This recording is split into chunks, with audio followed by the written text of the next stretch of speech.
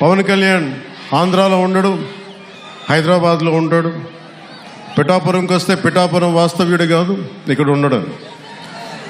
నేను ఈ రోజున పిఠాపురం వాస్తవ్యుడిగా, సంపూర్ణ వాస్తవ్యుడిగా మారాను. ఎలా ఇందాకే ఒక రిజిస్ట్రేషన్ పేపర్ సంతకం పెట్టాను. ఒక 3 ఎకరాలు కొని ఇప్పుడే సంతకాలు పెట్టి వచ్చాను, రిజిస్ట్రేషన్ చేసి వచ్చాను. ఆ మాట చెప్పడానికి లేట్ అయింది రావడానికి.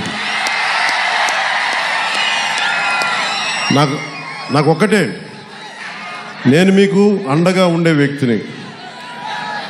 నేను మీరు చూడండి, మీరు నాకు గుప్పిడంత గుండె బలం ఇస్తే నాకు, నేను హిమాలయ పర్వతాలనంత బలంతో, తేజస్సుతోటి మన కూటమికే అండగా, విజయానికే మేమందరం అండగా పనిచేస్తాం. మీరు ఇచ్చిన స్ఫూర్తి.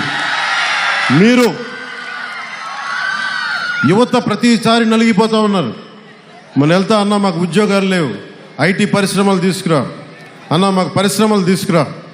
ఇందాక వెళ్తే దారి పొడవునా మాకు నీళ్ళు రావట్లేదు. పక్కనే కేంద్రం పథకంతో వచ్చే నీటి పథకాలు ఉన్నా కానీ పక్కనే 50 అడుగులు కూడా లేని పక్కనే ఉన్న గ్రామానికి నీళ్ళు రావట్లా. వీటి వెనక కావాల్సింది అధికార యంత్రాంగాన్ని కొంచెం ప్రేమగా మాట్లాడి, బాధ్యతగా మాట్లాడి, గౌరవంగా మాట్లాడే పనిచేసే నాయకత్వం కావాలి. నేను అధికారులకి, మన నాయకులందరికీ ఒకటే చెప్పాను, నేను ప్రభుత్వ ఉద్యోగి కొడుకుని, ప్రభుత్వ ఉద్యోగులకి మేము గౌరవిస్తాం. నాయకులందరికీ చెప్పాను, మీరు ఎమ్మెల్యేలుగా గెలిచి అధికార యంత్రాంగం మీద జులుం ప్రదర్శిస్తే మటుకు క్రమశిక్షణ చర్యలు ఉంటాయి. అధికారులకి చాలా చాలా గౌరవం ఇవ్వండి. ఒకవేళ తప్పేదైనా ఉంటే అది మాట్లాడే విధానం వేరే ఉంటుంది. కానీ మీరు గత ప్రభుత్వం నాయకుల్లాగా దౌర్జన్యపూరితంగా బెదిరిస్తే పార్టీ పరంగా క్రమశిక్షణ చర్యలు ఉంటాయని చాలా రివ్యూ మీటింగ్లో చాలాసార్లు చెప్పాను నేను వాళ్ళకి. ఎందుకంటే నోరు మంచిదైతే ఊరు మంచిది అవుద్దు అంటారు. నేను ఒక అధికారి దగ్గరికి వెళ్ళి మీకు నీటికి రావాలి అంటే చొక్కా పట్టుకుని బూతులు తిడితే ఎవరు మాట్లాడతారు? మాట్లాడాలి. వాళ్ళ కష్టం కూడా అర్థం చేసుకోవాలి, వారి కష్టాలను కూడా అర్థం చేసుకునే మాట్లాడాను.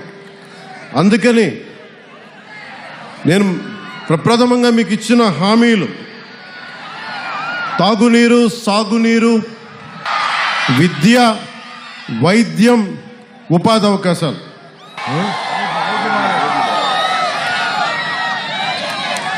నేను పదవి తీసుకొని 4 రోజులు కూడా కాల.